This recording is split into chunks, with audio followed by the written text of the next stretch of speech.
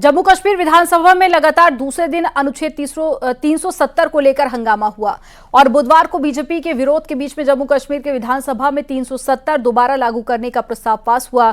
अब इस पर सियासत भी शुरू हो गई है। सीएम योगी आदित्यनाथ ने इस मुद्दे पर कांग्रेस और नेशनल कॉन्फ्रेंस को घेरा। कांग्रेस की वही दशा होगी जो 370 की हुई। जम्मू एंड कश्मीर को फिर आतंक में झोंकने की कोशिश की जा रही है। जम्मू एंड कश्मीर असेंबली में 370 पर प्रस्ताव निंदनीय है और विघटनकारी कोशिशें देश स्वीकार नहीं करेगा। कि हाल ही में कांग्रेस और नेशनल कॉन्फ्रेंस की जम्मू कश्मीर की सरकार ने अभी विधानसभा में एक प्रस्ताव पारित कर दिया और ये प्रस्ताव पारित किया है कि कश्मीर में हम फिर से धारा 370 और 35A फिर से लागू करेंगे।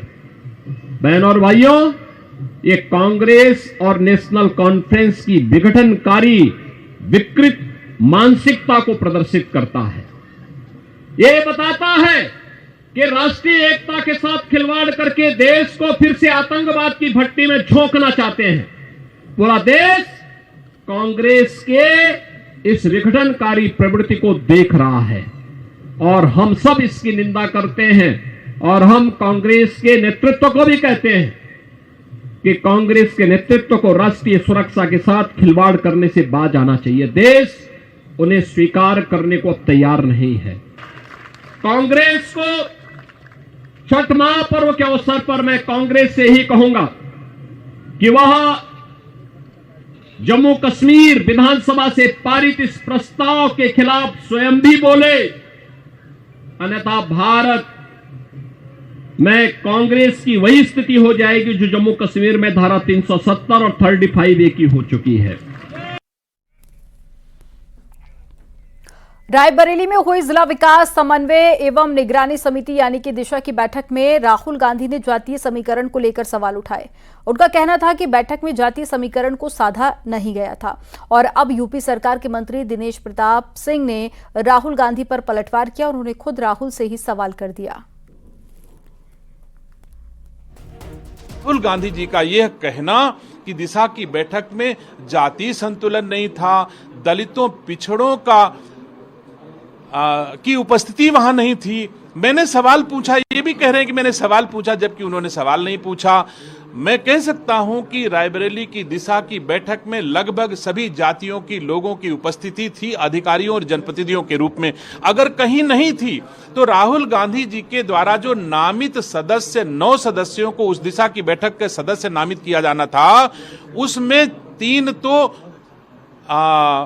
दलितों के लिए आरक्षित थे, 6 सदस्य थे, उनमें उन्होंने 2 ठाकुर, 1 ब्राह्मण, 1 अल्पसंख्यक को नियुक्त किया, लेकिन दलितों और पिछड़ों में केवल 1 दलित को, 1 अल्पसंख्यक को दिया। उसी बैठक में, जिस बैठक को देश में जाके कटघरे में खड़ा कर रहे हैं, उसी बैठक में अपने हस्ताक्षर से उन्होंने दलितों और अल्पसंख्यकों पिछड़ों का गला घोटा और जाकर के आप कहते हो कि साहब वहां दलितों अल्पसंख्यकों की संख्या कम थी।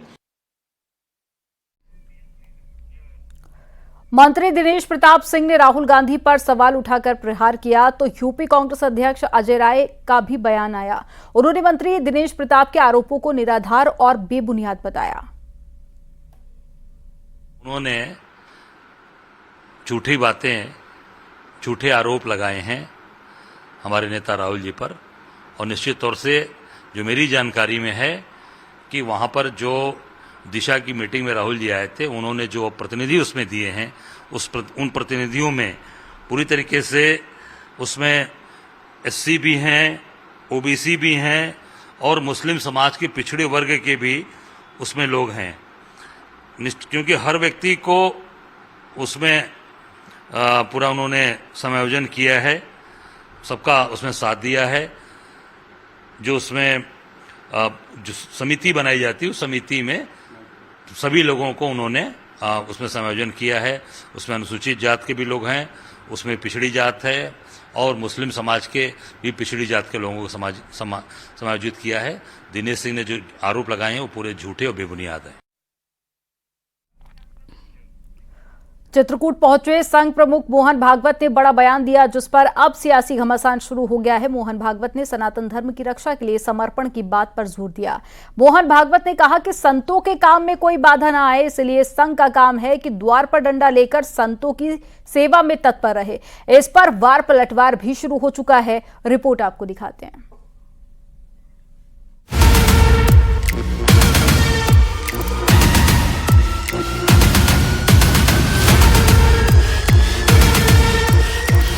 कोई बाधा न आए, इसलिए संघ का काम है कि वो द्वार पर डंडा लेकर संतों की सेवा में तत्पर रहे। वर्तमान में कुछ ताकतें भारत को दबाने का प्रयास कर रही हैं, लेकिन सत्य कभी दबता नहीं।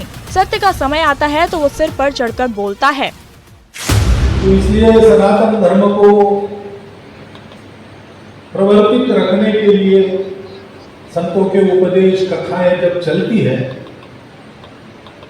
तो वो क्या है, विषय वस्तु क्या है, इसकी चिंता न करते हुए उसमें कोई बाधा न लाए, इसलिए दरवाजे पर डंडा लेकर बैठने का काम हम लोगों का।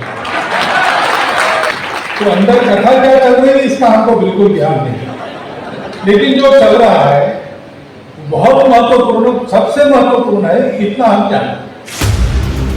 मोहन भागवत ने कहा कि संतों की रक्षा करने के लिए हमें शस्त्रों की जरूरत है। वहीं राम मंदिर पर बोलते हुए भागवत ने कहा कि अयोध्या सबकी है, राम मंदिर सनातन का है। वहीं कांग्रेस ने मोहन भागवत के बयान पर निशाना साधा है। कांग्रेस प्रवक्ता का कहना है कि संत और सनातन पर संघ अपनी रोटी सेक रहा है।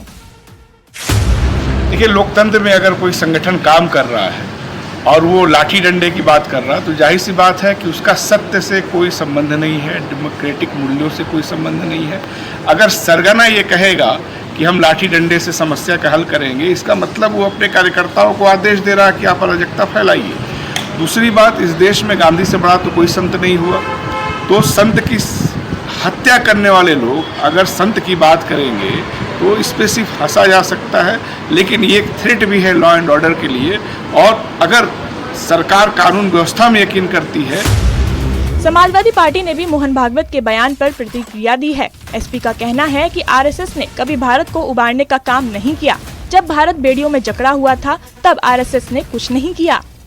तब यही आरएसएस के लोग अंग्रेजों की चाटुकारिता कर रहे थे। शायद मोहन भागवत जी को ये बात भली भांति पता होनी चाहिए, अगर नहीं है तो मेरे वक्तव्य के बाद उनको पता हो जाएगी। जब भारत माता की बेड़ियां काटने का नंबर था तो आरएसएस दुबका हुआ था। आज अगर भारत विश्व शक्ति बनने की तरफ अग्रसर है तो आप किस तरीके से भारत के लोगों की मदद कर रहे हैं? साधु संत भगवान और धर्म की आस्था को आगे बढ़ाने के लिए है, ना कि उभरते भारत को आगे लाने के लिए। बीजेपी ने जहां मोहन भागवत के बयान का समर्थन किया है, वहीं विपक्ष के बयानों पर ऐतराज जताया है। बीजेपी का कहना है कि संघ लगातार देश सेवा के लिए काम कर रहा है। आरएसएस चीफ ने अपने भाषण में साफ किया कि संत और संघ में बहुत ज्यादा अंतर नहीं है। उन्होंने कहा कि संत मंदिर के भीतर रहकर पूजा करते हैं, जबकि संघ के कार्यकर्ता बाहर रहकर उनकी सुरक्षा में लगे रहते हैं। मोहन भागवत के डंडा लेकर संतों की सेवा में तत्पर वाले बयान पर वार पलटवार जारी है। न्यूज़ 18 के लिए ब्यूरो रिपोर्ट।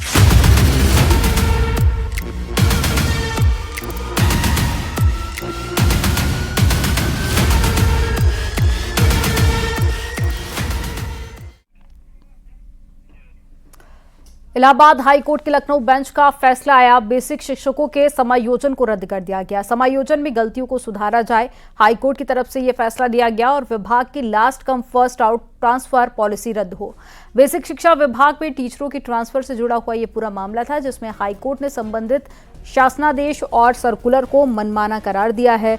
जून 26, 2024 के शासनादेश को और साथ ही बेसिक शिक्षा विभाग के 28 जून 2024 के सर्कुलर को जूनियर टीचर्स के लिए भेदभावपूर्ण करार दिया और हाईकोर्ट ने खारिज कर दिया है। सैकड़ों अभ्यर्थियों की ओर से दाखिल याचिकाओं पर एक साथ सुनवाई करते हुए कोर्ट ने आदेश दिया।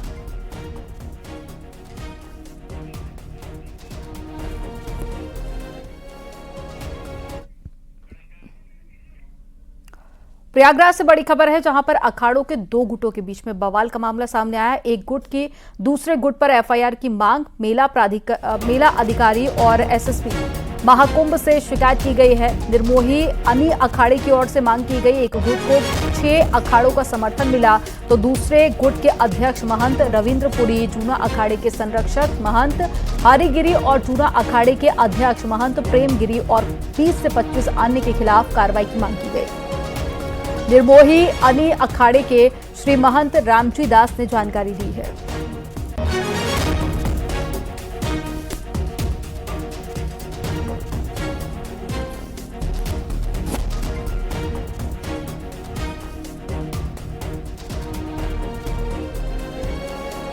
महाकुंभ को लेकर अखाड़े की बुलाई गई बैठक में हुए विवाद के बाद में एडीएम महाकुंभ मेला ने न्यूज 18 से एक बातचीत की है। क्या कुछ कहा, सुनिए।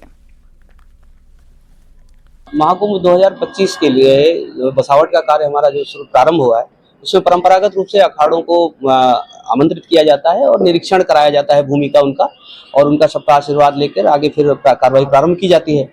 उसी कड़ी में आज प्रयागराज मेला प्राधिकरण में सभी सम्मानित अखाड़ों को निवेदन किया गया था कि वो अपने प्रतिनिधियों को भेजेंगे तो उसके साथ ही चलकर यहाँ से निरीक्षण किया जाएगा। उसी क्रम में निरीक्षण हो रहा था। निरीक्षण के लिए सभी अखाड़ों से पूजनीय साधु संत यहाँ एकत्रित हुए थे और आ भी रहे थे। उसी कड़ी में अब मीटिंग हॉल में सभी लोग बैठे थे तो 2 गुटों में कुछ आपस में कहासुनी हुई है। सर, इसमें अगर जानना चाहेंगे कि जिस तरह से यहाँ पर विवाद की स्थिति हुई थी, क्या एक पक्ष ने जो यहाँ पर बैठा था, जो कल सुबह जाएगा, उसने किसी तरह की शिकायत की है, कोई कार्रवाई चाहिए है, उसमें क्या अपेक्षित कार्रवाई की जाएगी? उन्होंने अपना एक शिकायत लिख कर दिया है, उस पर हम लोग जांच करा के अग्रेतर कार्रवाई करेंगे।